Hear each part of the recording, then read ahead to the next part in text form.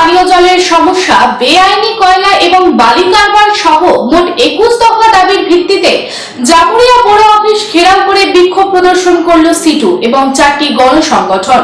একটি স্মারকলিপিও তুলে দেওয়া হলো বড় চেয়ারম্যানের হাতে।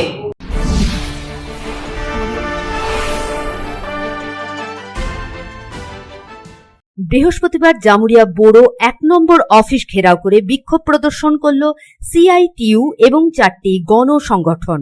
এদিন সিপিএম এর শ্রমিক সংগঠন, সিটু, কৃষক সভা সহ 4টি গণসংগঠনের পক্ষ থেকে জামুরিয়ার বাজার থেকে মিছিল করে বোরো অফিসে যায় এবং সেখানে বিভিন্ন দাবি দাবা নিয়ে বিক্ষোভ প্রদর্শন করে।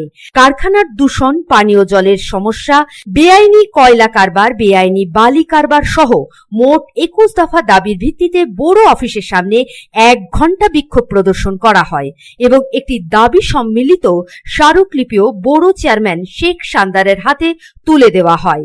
এদিন বিক্ষোভ সমাবেশে উপস্থিত ছিলেন সিপিএম এর নেতা, প্রাক্তন চেয়ারম্যান তাপস কবি, সুজিত দত্ত, প্রাক্তন সাংসদ বংশগোপাল চৌধুরী, শ্রমিক দত্ত, সঞ্জয় চ্যাটার্জি সহ আরো অনেকেই। এদিন এই প্রতিনিধি দল দাবিগুলি নিয়ে চেয়ারম্যানের সঙ্গে আলোচনা করেন এবং চেয়ারম্যান তার যথোপযুক্ত উত্তরও দেন। তিনি দূষণ প্রসঙ্গে বলেন, অজয় নদীর সাইডে কিছু মাইন্স থাকার কারণে নদীর জল দূষিত হচ্ছে। তিনি আরো কি বললেন শুনে নেওয়া যাক। নদীর সঙ্গে যেটা দরবাডাঙ্গা আমাদের ওয়াটার প্রজেক্ট আছে, ওইখান থেকে যে জলগুলো আসে কিছু আমরা যা টিডিএস নেবে দেখলাম, তার জন্য আমাদের ডিপার্টমেন্ট থেকে শুরু করে আমার পলিউশন ডিপার্টমেন্ট, আমার অফিসের আধিকারিক এবং মাইন্স বোর্ড অফ হেলথ থেকে আমরা নিজে স্পট ভেরিফিকেশন করে দেখি যে ওখানে সত্যি যখন আমাদের কাছে রিপোর্টটা আসে তখন তার টিডিএস তো একটু বেড়ে গেছে। যাই হোক না কেন, যা ওনাদের সঙ্গে একটা ডিসকাশন করার পর এখন ওনাদের সঙ্গে সিদ্ধান্ত একই হয় যে ট্রিটমেন্ট প্ল্যান্ট একটা মেশিন তাড়াতাড়ির মধ্যে বসে গেছে, তার জন্য জলে যে দূষিত জলটা যেটা যে নদীর সঙ্গে যেটা আছে তারা ফিল্টার করে নদীর মধ্যে এটা ক্লিয়ার করবে।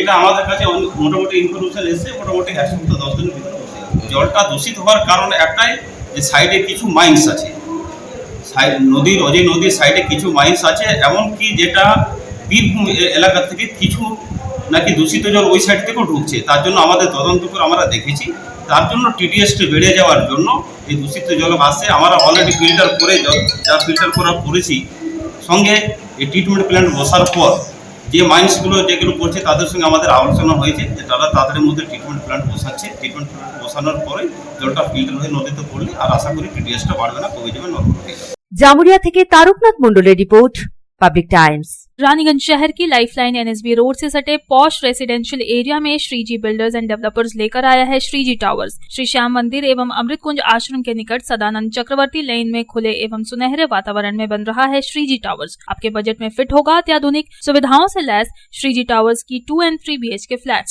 श्रीजी टावर्स के ब्लॉक ए में 900 स्क्वायर फीट से लेकर 1200 स्क्वायर फीट और ब्लॉक बी में 1000 स्क्वायर फीट से लेकर 1300 स्क्वायर फीट के 2 and 3 BHK फ्लैट्स होंगे उपलब्ध। इस रेसिडेंशियल टावर में आपको मिलेगी 24 आवर पावर बैकअप और सिक्योरिटी की सुविधा। इसके अलावा कम्युनिटी हॉल, जिम्नेशियम, लिफ्ट और पार्किंग स्पेस की सुविधा होगी उपलब्ध। अब अपने घर का सपना होगा पूरा। अधिक जानकारी के लिए संपर्क करें 9614147280।